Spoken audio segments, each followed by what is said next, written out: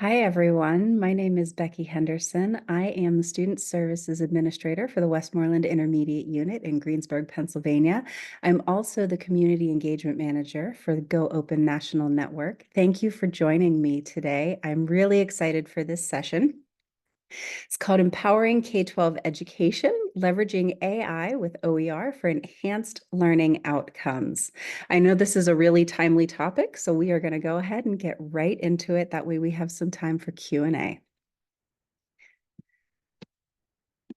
So just as a reminder, this is our description of the session. We are going to focus a lot on uses of open educational resources and artificial intelligence in the K-12 classroom setting and how they are kind of changing the way that classrooms can operate. We're going to talk a lot about personalized learning and how that can in turn impact student achievement. We're going to look at this through the lens of Pennsylvania because that's where I'm from, and those are the schools that I work with. And we're going to use some specific use cases as we go through this.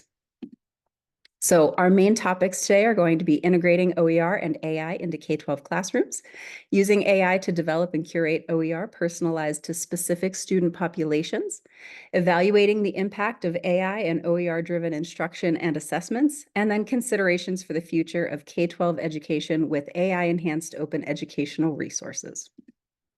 So here we go. Let's go into that first section, integrating OER and AI into K-12 classrooms. What you see here on the screen are some images from a few different things in Pennsylvania that we use, a few different systems that we use. And I wanted to point these out because I like to remind everybody that I work with when I start talking to our districts that OER is not a separate instructional initiative. In Pennsylvania, the way we are structured is we have 500 separate school districts. We are not county-wide based school districts. Everyone is on their own. We do have what are called intermediate units, which are our regional educational service agencies, and they are more county-wide or cross-county-wide. We have 29 of those that support our 500 districts. That is designed to really help to support the districts in a much more comprehensive way. But as with all things in K-12 education, we really do tend to silo off our work. We silo off our initiatives. We talk about things in one-offs. We don't really span across topics. So these images kind of represent that. You can see down here, this is an action plan step from a comprehensive plan from one of our districts. And comprehensive planning is what is a district going to really focus on over the next 3 years? And in this case, they're talking about PVOS training. PVOS is our Pennsylvania Value Added System, and they're looking at assessment for statewide assessment. They're looking at growth and achievement for students. And so when we talk about that, a lot of the times we're talking about data analysis. We're talking about assessment. We're talking about standardized assessments and growth, and that's it. Down here on the bottom, this is a goal, a measurable goal, a SMART goal from a school improvement plan. If you're not meeting your state recommended benchmarks that we set forth in our ESSA plan, then you get designated as ATSI or TSI, and you go into a school improvement designation. It can be TSI, which is a 1-year designation, or ATSI, which is a 3-year designation. And you have to create goals for yourselves to kind of help to increase achievement. Again, we're talking about achievement, but school improvement is never held in the same conversation as comprehensive planning. We don't span that gap. So those are two different things. And up here, that's actually a picture from our PVOS system. But when we're looking at our achievement groups, we don't always, again, bridge the gap between what's happening with data analysis to comprehensive planning to school improvement work and setting our goals. And then we don't take it even further into our instruction. So when we do data analysis protocols, we sometimes forget where our data sources are. And we don't look at what we can do in our classrooms, outside of our classrooms, cross-curricularly to support achievement and knowledge growth moving forward. Moreover, we sometimes forget to drill down into our specific student subgroups to see how specific resources would be more well inclined to support specific subgroups, because we know that one resource isn't going to be the be all end all for every single one of our student subgroups. But instead, we just kind of hit that easy button and just say, here's the textbook, or here's the digital resource, or here's the subscription that I have. We're going to use this for everybody because it has the best chance of trying to increase achievement enough that we can get out of our school improvement designation, or we can hit the benchmark that we need to for comprehensive planning, or we can get more of these green boxes here and maybe move students out of this lowest ranking and start moving them into the mid-high and high rankings for state achievement groups. So when we talk about using OER for personalized learning in Pennsylvania, we really need to put all of these things together. We need to talk about finding the right resource for the right student at the right time. And it doesn't need to be, we're doing this because it's comprehensive planning. We're doing this because it's school improvement. We're doing this because we're looking at our curriculum maps right now. We're doing this because it's data analysis. We're doing this because we are working with students, and this is what our students need, and it's personal to them. That is the message that we're trying to get across. And we're starting to see that happen in large pockets with some of our big districts that have been really eager to embrace OER since the beginning, the early days of Go Open. And we're seeing it in smaller pockets in a lot of our districts in certain subjects like science right now, because we have new standards that are more inclined to embrace OER. As the AI revolution has kind of hit the world, that obviously has hit our schools as well. And everybody kind of freaked out at first and was like, wait, do we use this? Do we not use this? Is this good? Is this bad? And I have to always give credit to a friend of mine from Pennsylvania, Dr. Sam Mormando. Sam is the director of technology, innovation, online learning, and all good things happening at Garnet Valley School District in Glen Mills, PA. Those of you that have been around the Go Open movement since the beginning, if you have heard of OER in Pennsylvania, you have heard of Sam and Garnet Valley and the work that they've been doing. Back in, I believe, December of 2023, Sam authored this article in Medium called AI's Role in Revolutionizing Open Educational Resources. And it is linked here, and the slides are in SCED for everybody as well, so that you can have a copy of this. But this article really talks about how AI is working with OER to support everybody and some of the inherent benefits that we get from using it. And I want to say that this thing, when it came out, it was really timely for all of our districts because people started thinking, oh yeah, these two really do intersect. We have so much more flexibility in what we are selecting to use with our students because of the power of OER. And now the idea that the time saving that we get when using AI, when we need to remix and we need to make these more personal to our students, this is a game changer for us. This really is turning into giving us more flexibility. Our teachers are feeling more comfortable in not just curating OER, but in adapting them and modifying them and in creating their own, because now they have what they feel like is an assistant that they've never really had before. So they have someone kind of holding their hand, even if it isn't really a human. But the key point in all of this, and if you've ever heard Sal Khan's TED Talk, I know he talks about this too, is the pairing of artificial intelligence and human intelligence. And this is what we talk about with teachers all the time. And at the Westmoreland Intermediate Unit, this became a key point of all of our trainings. Artificial intelligence is never going to replace the inherent knowledge that we have as educators. So when we use AI systems, to help us save time, to help offload some tasks, to help us to be more creative with what we want to do with resources for our students, we have to still put in the effort to go through and look at what it's giving us. Look at that output and say, does this make sense? Is it aligned to standards? Is it going to work for my student population? Does it make sense for this subpopulation of students that I want to work with? You still have to be the gatekeeper of what's coming out of the system, and you still have to be the educator that's going to make the judgment call to say, does this work for my students? And when we have the conversation in that context, artificial intelligence plus human intelligence, we have found that educators are much more willing to try using AI and pair it with OER because now they feel like, oh, that's right, I am the expert. I've been empowered to all of a sudden say, I can do this. I know my content, I know my students, and I know what they need because I have all the data, I have all the information.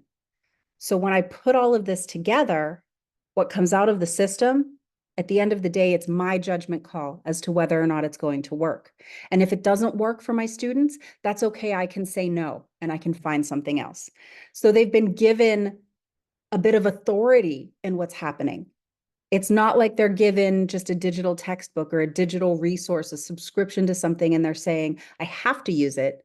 They're saying, I have a choice. What comes out of the system, it's my call as to whether I want to use it or not, whether I feel that it is right, whether I feel that it is appropriate.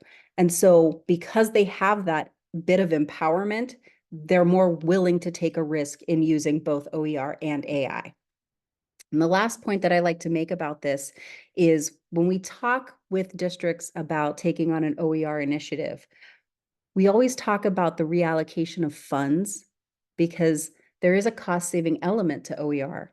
But now when we add AI into the mix, what we see is that there is a reallocation of time that we need to address as well. And I have the Danielson framework in here, and I like this image specifically for this conversation because I think this image can be a little disingenuous sometimes. This is a very nice, clean 4 quadrants. They're all equally spaced out. It looks like in a perfect world, you would spend the same amount of time on each of the domains. But we know that that never really happens. When I was in the classroom, I can tell you I spent the least amount of time on my classroom environment. Now, granted, I was a music teacher, so you didn't really have to because as a chorus teacher, you had one real setup and that was it. But year after year after year, my walls looked the same. My chairs were the same. My piano was in the same spot. My desk was in the same spot. It was easy. It was fast. It was clean. It was professional. It worked for the students. It worked for me. The posters were in the exact same spot to the point where the soundboards were faded a little bit. You knew where they were going. Now with AI giving teachers time back, they can look at those domains and say, I have more time. Where can I adjust? Where can I spend more time? Can I put more time into planning and preparation? Can I put more time into my classroom environment? If I'm focusing on personalized learning and creating these instructional experiences that truly are personalized for students, can I make sure that my classroom environment also reflects a personalized experience for my students? It is all about reallocating time to make sure that students have what they need in all of these domains. So it does go back to that Danielson framework with our teachers because that's what we use in Pennsylvania. Talking about using AI to develop and curate OER personalized to specific student populations, when we go into this, we have to start talking about understanding student populations. And for us in Pennsylvania, that means going to a couple different places to find out what our enrollment looks like by race or ethnicity, drilling it down into the percent of student enrollments by student groups. So we're looking at our economically disadvantaged, our special education students. We're looking at students in foster care, our transient population, our homeless students. We want to know as much information about our students as possible. But then when we look at their achievement and growth, we also want to break that down by subgroup too. All of this information helps us to see who we need to design resources for. So these images are coming from a couple different places. Again, 2 of them are coming from what we use in Pennsylvania called the Future Ready PA Index, and every year that is updated to reflect student demographics, race, ethnicity, student group. And then 1 is coming from our PVOS system again, where you can see that achievement and growth by subgroup. And here I've just reflected it to be limited by race for a random district that we work with, just so you can kind of see what achievement looks like and how this information can kind of give you an idea if you're looking at achievement. I can see here on this graph that I don't have any students in my Black, Hispanic, or white, or students that are listed as being of 2 or more races hitting this highest subgroup here for state achievement. I need to address that. So I need to start designing resources for these students to help increase their achievement. If I break down and understand my student population in this way using data that's available to me, then I can go ahead and make sure that I am working to meet their needs. And of course, we want to talk about tools that can help us get there. It's really easy to come up with a ton of tools that are out there. We could talk about Magic School, we could talk about Diffit. There are so many, but I wanted to focus on tools that really were going to give us that open source capability.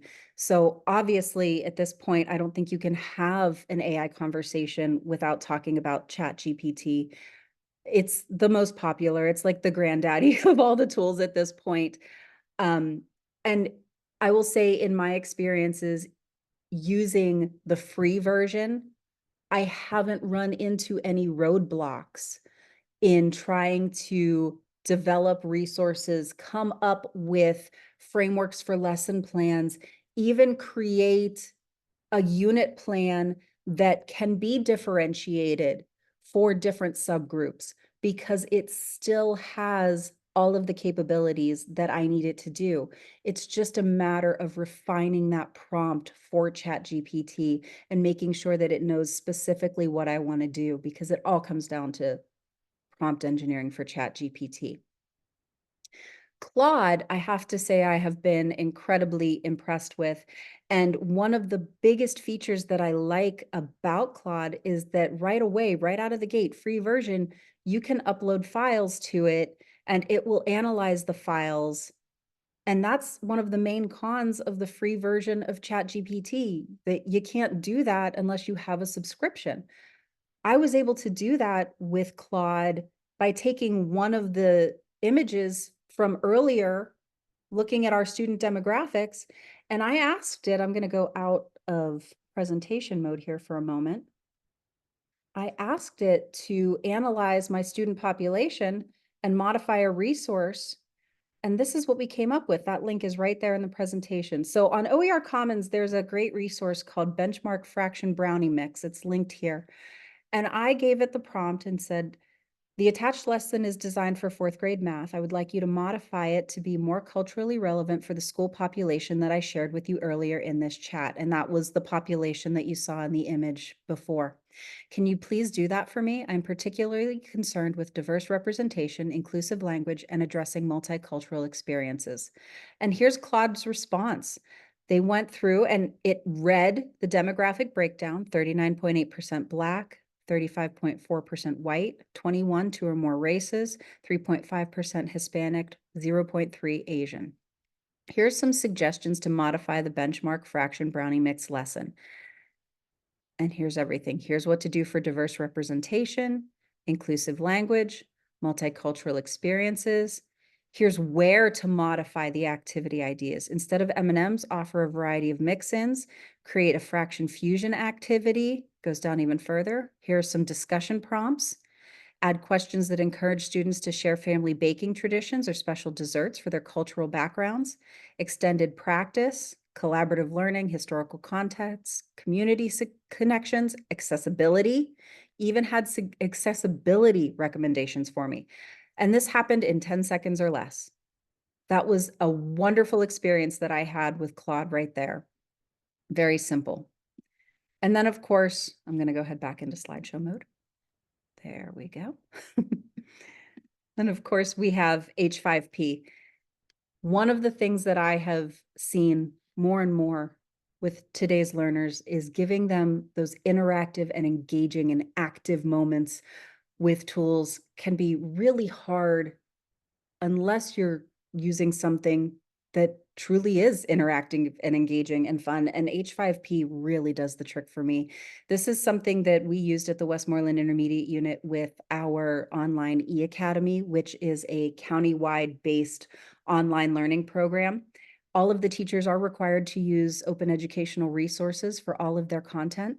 And so we encourage them to use H5P to create active learning and interactive elements within their courses.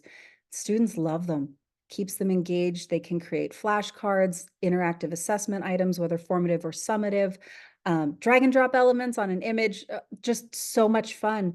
But all of these items you can create and pair with some AI elements as well, so that all of a sudden you're designing these things very quickly and students are benefiting from them. And you're getting feedback on how students are doing and whether they really truly understand content. They have been working out so wonderfully that we are actually starting to see our online learners and our in-person learners that are interacting with some of these elements that we are designing to slowly start to increase in both their growth and their achievement. That's a big deal for us. So now the question is, how do you evaluate it? Because you have to evaluate it. You have to make sure it's working and that it's sticking.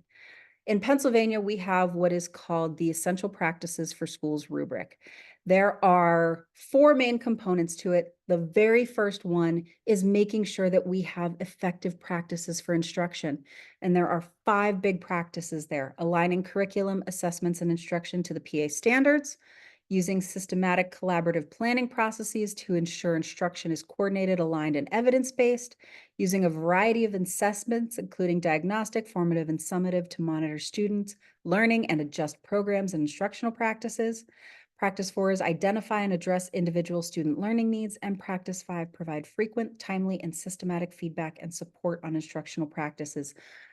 The rubric, we'll go ahead and go out of presentation mode again because I have it up here for you too. Again, linked for you so you can take a look right here. Focus on continuous improvement of instruction. Each of the practices, when you go through this assessment, you can determine before you engage in bringing in OER and AI, and after, well, even during, where you're at in the process. Not yet evident, emerging, operational, or exemplary. And you can look for all of these specific items to see where are we at in the process. You want to see yourself moving from that not yet evident or emerging to operational and occasionally exemplary. I think in general, when you look at a rubric, you should always be operational and visit exemplary. You know, I know everybody wants to always be exemplary, but the reality is we are operational and we do some things in an exemplary manner. And when we look at these rubrics, you know, we want to always strive for exemplary, but we need to be really good at operational before we can get to exemplary. So just because you're starting to use it and you're starting to see some success doesn't mean that you're exemplary until you have a proven track record. And this is all still very new for a lot of our districts. So I'm reminding them, you're emerging. You're emerging. That's okay. You need to have a solid foundation before you get to operational. Once we get to operational, then we can talk about what you need to become exemplary. Take your time with it. Do it well. When you do it well, then you talk about what do you need in the future to make it part of your culture, to make it sustainable. And that's where we talk about professional learning. And yes, I put professional learning on prompt engineering here because that's a big thing when you're using AI. One of the phrases that we like to say is, if you put trash into the system, you're going to get trash out of the system. And that's true.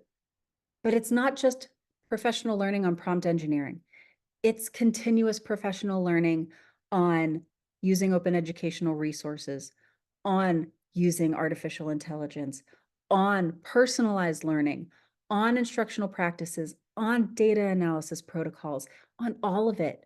because what we do constantly evolves, constantly changes, because our students constantly evolve and constantly change.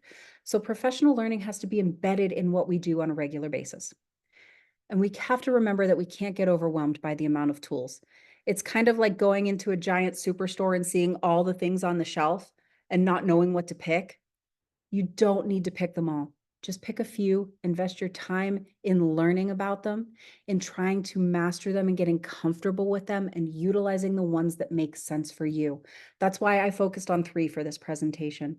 Those are the ones that I'm most comfortable with. They're the ones that I use the most and I talk about the most with teachers and I demonstrate the most. There are tons out there, and by the time this presentation's over, there will be a ton more. I know that's how fast it's going. And it's okay if our educators don't know about every single one of them. We don't have to all master every single one of them. One of the things that I see, because we talk so much about how things are in silos, is that some of our initiatives use the word continuous, some use ongoing, some use iterative, some use cyclical, but it's all the same.